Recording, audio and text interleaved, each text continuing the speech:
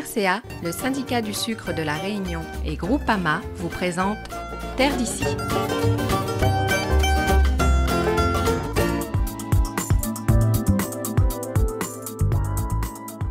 Agricultrice à Sainte-Rose, Maryse Mounier a su redonner vie à cette partie de la forêt des Hauts de la côte Est. Pendant plusieurs années, en effet, elle a défriché ces terrains difficiles, éliminé les pestes végétales pour y planter de la vanille. Après de nombreux efforts, ce travail long et difficile porte aujourd'hui ses fruits et Maryse peut en être fière. Sinon, c'était rempli de tabac bœuf, voilà, tout ce qui peut être envahissant.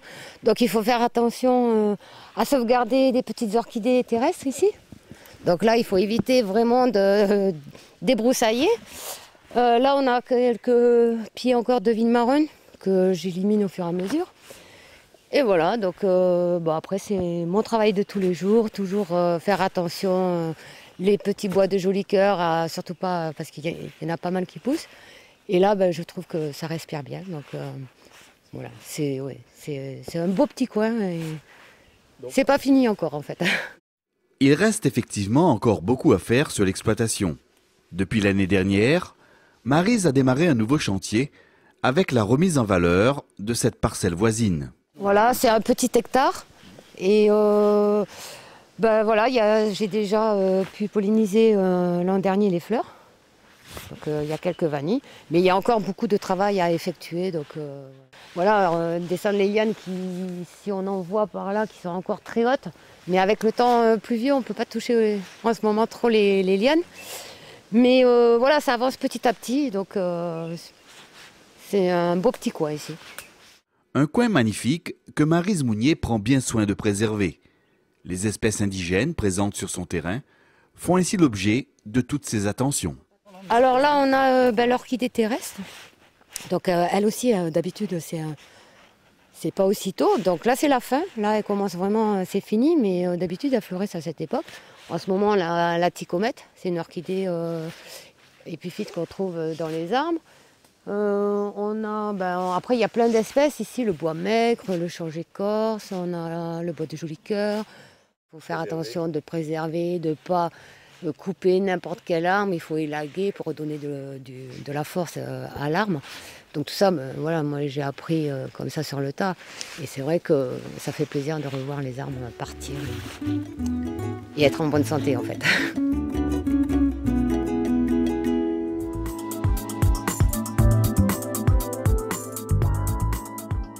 Productrice de vanille, Maryse Mounier a développé depuis près d'une dizaine d'années la culture de cette orchidée dans cette belle forêt des Hauts de Sainte-Rose. En plus de son travail d'agricultrice, Maryse fait aussi découvrir aux visiteurs la production traditionnelle de vanille en sous-bois. Pour montrer vraiment ce que c'est que le travail de la vanille en pleine forêt, en milieu naturel. Souvent, quand on achète une gousse de vanille, on n'a aucune idée de comment ça pousse. Et là, comme c'est une belle forêt, qu'aujourd'hui, voilà, je la connais par cœur, je trouvais que c'était intéressant de pouvoir faire découvrir à d'autres personnes aussi ma passion en même temps. Une passion qui anime également Vincent, le guide. Tout au long de la visite, il va ainsi révéler toutes les subtilités et les particularités de la culture de la vanille, à commencer par la pollinisation des fleurs, une opération délicate qui doit être réalisée manuellement.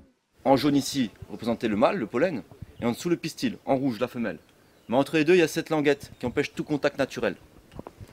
Donc ce qu'il faut faire, c'est prendre un cure-dent de nos jours et lever cette languette vers le haut pour découvrir le pistil.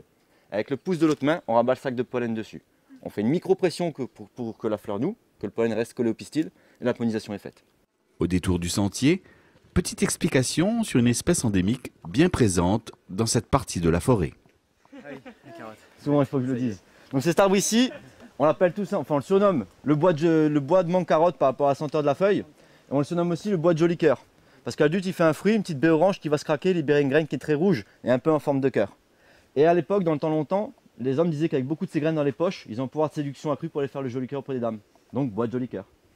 Voilà, c'est une balade en pleine forêt, en milieu naturel, donc où on découvre tous les plants de vanille, on découvre les espèces endémiques, les orchidées, tout ce qu'il y a à voir en fait en forêt primaire, parce que voilà, c'est forêt primaire. Maintenant que je suis arrivée dedans, un peu moins primaire parce que j'ai aménagé, mais j'ai gardé une petite partie où il n'y a pas de pieds de vanille, justement pour qu'on puisse voir la différence avant et là après. La visite guidée de la plantation se poursuit, tout aussi enrichissante et passionnante. Je travaille beaucoup avec la vanille et c'est vrai qu'on ne se rend pas compte du travail derrière qu'il y a à faire. De voir ça sous cet angle-là, je me demandais pourquoi la vanille était aussi chère. Maintenant, je sais pourquoi. C'est vraiment du travail, quoi. On ne mangera plus la vanille de la même façon, c'est sûr. Quand on sait le travail qu'il y a derrière, c'est impressionnant.